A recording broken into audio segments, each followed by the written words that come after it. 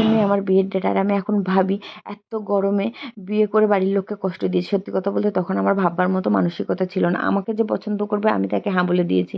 ১ সপ্তাহের মধ্যে বিয়ের ডেট ফিক্সড, ১ মাসের মধ্যে রেজিস্ট্রি কমপ্লিট, বিয়ে কমপ্লিট। আমি এখন ভাবি যে বিয়ের পরও মেয়েদের একটা বড় জীবন পড়ে থাকে, সেটা ভালো না হলে মেয়েদের জীবন শেষ।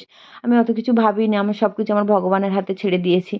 বিয়ে করে ৭টা বছর চলে গেল মানুষটার সাথে ঝগড়া, মারপিট, গন্ডগোল করে কেটে গেছে। কিন্তু অভিককে কোনোদিন আমি দেখিনি যে কোনো কিছুতে প্ল্যান করতে ঘরের কোনো ব্যাপারে। আমি আসার পর পুজো হোক যাই হোক আমি ওকে বলেছি, ও বাজার করে এনে দিয়েছে। ভুল হলেও ১৪ বার গেছে বাজারে, তাও ঠিক আছে। কিন্তু কোনো কিছু কোনোদিন করতে দেখিনি ওকে। এবার আমি চুপচাপ ছিলাম। ও যাই বলেছে আমি না করেছি। এবার নিজে থেকে কেক অর্ডার দিয়ে সারপ্রাইজ করেছে আমাকে। তো কোনোদিন দেখিনি যে ওরকমভাবে করতে। আর আমরা দুপুরবেলা রান্না করেছি অ্যানিভার্সারির দিন যে মৌরলা মাছ ভাজা, ও পছন্দ করে খেতে, ডাল, মাছের ঝোল। তো মৌরলা মাছটা ভাজতে গিয়ে ভেঙে গেছে। তো অভিক আমায় বলল, "চলো আমরা সন্ধ্যাবেলা একটু বেরাই।" তো আমি ভাবলাম চলো এতবার বলছে যখন তাহলে একটু বেরাই। তো আমি ভাবলাম ঘরের জামা কি পরে বেরাবো? তো একটু না একটু রেডি-সেডি হই। তো রেডি হয়ে বেরিয়ে গেলাম। আর আমার রেডি হওয়ার পর মনে পড়লো তাহলে আমার মতো সেম কালার তাহলে অভিককে তাহলে একটা বার করে দিই টি-শার্ট। আমরা দুজন ম্যাচিং করে টি-শার্ট পরার পর অভিক বলছে গপুকে একটু পরাতে ম্যাচিং করে। ওর পরানো হয়ে গেছে আর গরমের মধ্যে খুলে আর পরাতে পারছি না। ওর বউ আসলো, বউয়ের সঙ্গে ম্যাচিং করে পরবে। আমরা যাচ্ছি এখন লর্ডসের মোড়ে। আমার যাওয়ার ইচ্ছা ছিল ট্রাম ডিপো, কিন্তু মা হয়ে গেছে, অনেক দায়িত্ব বেড়ে গেছে। কারণ আমার গপুর চুষিটা ছিঁড়ে গেছে দুপুরবেলা। দুপুরবেলা একদম ভালো করে ঘুমায়নি। না নিজে ঘুমিয়েছে না আমাকে শুতে দিয়েছে। আর আমি জানি ওর চুষির ব্যবস্থা যদি না করি রাত্রিবেলা আমাকে ভালো করে ঘুমাতে দেবে না, না ও ঘুমাবে। চুষি দেখে ও মনে মনে কতটা খুশি হয়েছে। আর প্রথম ভাবছিল চুষি দেখে যে আমি চুষিটা ফেরত দিয়েছি, ও না না করে যাচ্ছিল।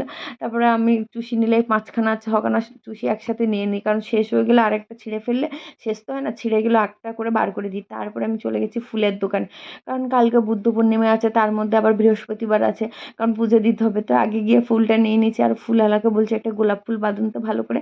তো ভালো করে বেঁধে দিচ্ছিল। আর অভিক আমার ওদিক দিয়ে বলছিল আনি দরকার নেই দরকার নেই।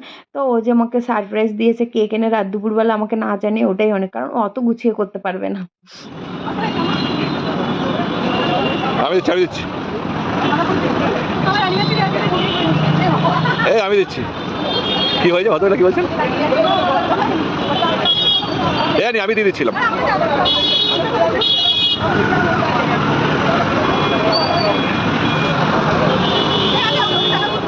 আমি মালা পরার পর মনে পড়েছে আরে অভিককে তো পরাইনি। তো ওকে গোলাপ ফুল দিলাম, মালা পরিয়েছি। তারপর আমি আবার রিটার্ন নিয়ে নিয়েছি, কারণ ও অস্বস্তিতে ভুগুক, আমি চাই না। তো আমি পরে নিয়েছি। আর অনেকে তাকাচ্ছিল, তো আমি তাকাক, আমার খুব ভালো লাগছিলো মালা পরে।